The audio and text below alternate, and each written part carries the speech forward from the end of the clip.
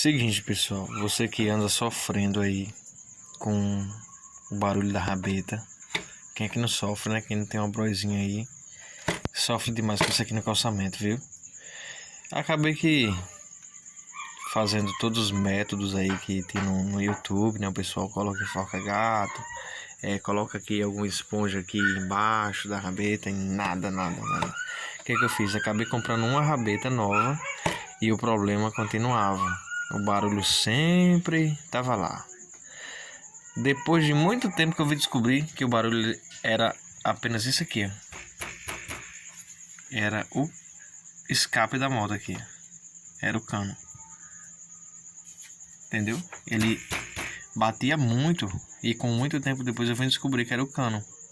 Então, pessoal, você pode olhar na sua bros aí em casa que tem essa porca aqui, ó. Essa porquinha aqui. Tem entre essa porca aqui no meio, bem aqui no meio, você retira essa porca, retira esse parafuso. Você pode retirar esse parafuso e dentro dele vai ter um espaçador aí, que esse espaçador é feito para não apertar muito, entendeu?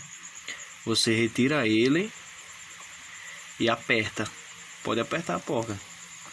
Você retira o espaçador e aperta a porca aqui, com certeza vai resolver teu problema aí. Olha, gastei dinheiro, né? Comprei outra rabeta, mas não era rabeta não.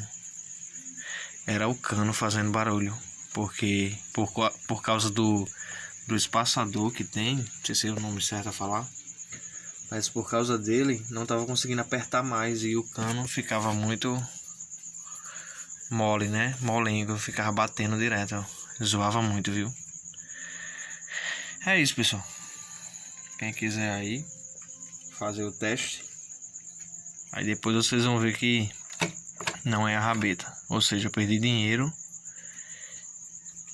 e sendo que era uma coisa tão besta. Valeu.